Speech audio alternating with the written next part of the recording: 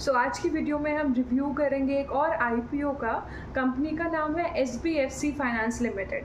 तो समझेंगे कि कंपनी कैसी है, कंपनी के फंडामेंटल्स कैसे हैं और क्या हमें इस आईपीओ में अप्लाई करना चाहिए या नहीं। So let's talk about the company now. Company incorporate हुई थी 2008 में. It is a systemically important non-deposit taking NBFC. यानी कि NBFC बेसिकली लोन प्रोवाइड करती है और नॉन डिपॉजिट टेकिंग, तो कस्टमर से कोई डिपॉजिट एक्सेप्ट नहीं करती, खुद लोन लेके आगे फर्दर कस्टमर्स को लोन प्रोवाइड करती है और बीच में इसका जो भी परसेंटेज होता है जो ये अर्न करती है that is the sole earning. Basically customer से डिपॉजिट नहीं लेती है और सिस्टमिकली इम्पॉर्टेंट NBFC है। प्राइमरी कस्टमर बेस कंपनी का है entrepreneurs, small business owners, self employed individuals and salaried and working class individuals. ये आपको सर्विसेज प्रोवाइड करते हैं in the form of secured MSME loans and loans against gold. SBFC Finance tend to extend its services to entrepreneur and small businesses owner जो underserved हैं या unserved हैं by traditional financial institution like banks। तो यहाँ हमें पता चलता है कि कंपनी के लिए थोड़ा सा रिस्की फैक्टर है।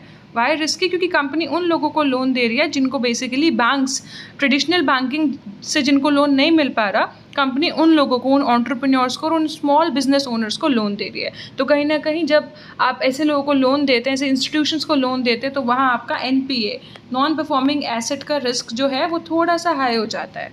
अगर कंपनी की प्रेजेंस की हम बात करें, so company has a diversified pan India presence through its extensive network. As of December 31, 2022, SBFC Finance had established footprints in over 105 cities in 16 Indian states and 2 union territories. Currently, they have 137 branches. तो IPO details की अगर हम बात करें, IPO 3 अगस्त से लेकर 7 अगस्त तक open रहेगा। IPO का जो प्राइस बैंड है वो है 54 से 57 रुपीज़ पे बेसिकली आप अपर प्राइस बैंड पे अप्लाई करेंगे। एक लॉट के अंदर 260 शेयर हैं और ये इसके अंदर आपका फ्रेश इशू भी है और ऑफर फॉर सेल भी है। 600 करोड़ रुपीज़ का फ्रेश इशू है और 425 करोड़ का ऑफर फॉर सेल है। ऑफर फॉर सेल यानी कि प्रमोटर्स अपना स्टेक्स में सेल करेंगे। अगर आप कंपनी के एम्प्लॉय हैं तो आपको 2 रुपीज़ पर शेयर का डिस्काउंट यहाँ पर मिल जाता है। अगर हम इसके डिस्ट्रीब्यूशन की बात करें, QIB को 50% कोटा मिला, रिजर्वेशन कोटा NII को 15% और रिटेल शेयर होल्डर के लिए 35% कोटा है, विच इज़ गुड। जब भी रिटेल शेयर होल्डर के लिए कोटा ज़्यादा होता है तो वहाँ थोड़ा स्कोप बढ़ जाता है कि रिटेल कैटेगरी में अगर आप अप्लाई करेंगे आपको अलॉटमेंट मिलने के चांसेस, प्रोबेबिलिटी थोड़ी बढ़ जाती है। IPO में आपको अलॉटमेंट मिला है या नहीं मिला उसका पता आपको चल जाएगा 11 अगस्त के आसपास, 10 और 11 अगस्त के आसपास।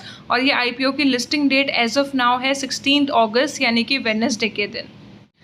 अगर बात करें रिटेल कैटेगरी में, आपको मिनिमम एक लॉट के लिए अप्लाई करना होगा जिसमें 260 शेयर हैं फॉर 14,820 रुपीज़ और मैक्सिमम आप 13 लॉट के लिए अप्लाई कर सकते हैं for 1,92,660 rupees. Small HNI category यानी कि मिनिमम आप 2,07,480 रुपीज़ के लिए अप्लाई और मैक्सिमम आप 9,92,940 रुपीज़ के लिए अप्लाई कर सकते हैं।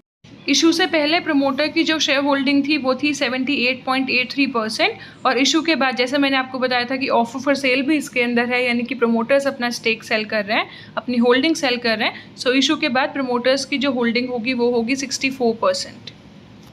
Let's check out the financials of the company now.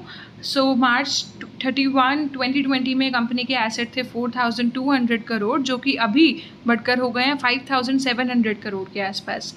Revenue था 444 करोड़ यानी कि 444 करोड़ जो अभी बढ़कर हो गया है 740 crore. Profit after tax 35 crore था जो कि अभी 150 करोड़ के आसपास है।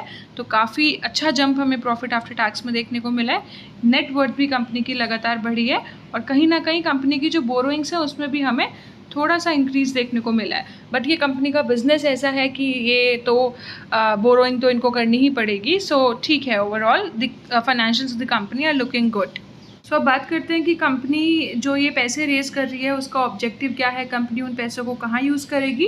Company proposes to utilise the net proceeds towards augmenting the company's capital base to meet their future capital requirement arising out of growth of business and asset. Basically company इसको अपने further expansion और growth के लिए इस पैसे को use करने वाली है जो कि एक अच्छा ऑब्जेक्टिव है। कंपनी के बारे में सब कुछ समझने के बाद अब फाइनल बात करते हैं कि हमें इस IPO में अप्लाई करना चाहिए या नहीं। तो ओवरऑल अगर हम देखें कंपनी के फाइनेंशियल्स अच्छे हैं, सब कुछ हमें ठीक लग रहा है, लेकिन जैसा कि हमने पीई रेशो देखा, सो कंपनी कहीं ना कहीं ओवर वैल्यूड है। वैल्यूएशंस बहुत ज़्यादा एग्रेसिव हैं, बहुत हाई वैल्यूएशंस पे आईपीओ आ रहा है, लेकिन ग्रे मार्केट प्रीमियम में इसकी अच्छी खासी डिमांड चल रही है। ग्रे मार्केट प्रीमियम इसका अराउंड 40 रुपीज़ के आसपास ट्रेड कर रहा है, जो कि रफली आपको 65 to 70% प्रीमियम के बीच में इसका ग्रे मार्केट प्रीमियम फ्लक्चुएट कर रहा है। और सो बेसिकली आईपीओ में आप लिस्टिंग गेन्स के लिए अप्लाई कर सकते हैं, लेकिन लॉन्ग टू मीडियम टर्म के लिए, यानी कि लॉन्ग टर्म की होल्डिंग के लिए मैं इसको रेकमेंड नहीं करूँगी, क्योंकि हाई वैल्यूएशंस पे आईपीओ आ रहा है। सो आप थोड़ा वेट करें, और मार्केट में अगर थोड़ा बहुत करेक्शन देखने को मिलता है उसके बाद ही आप इसको बाय करें for long term. But listing gain के लिए आईपीओ इज़ लुकिंग गुड। आपका क्या व्यू है, अपना व्यू में कमेंट सेक्शन में बताएं। वीडियो अच्छी लगी तो इसको लाइक करें, शेयर करें और चैनल को सब्सक्राइब करें। Thank you, bye for now.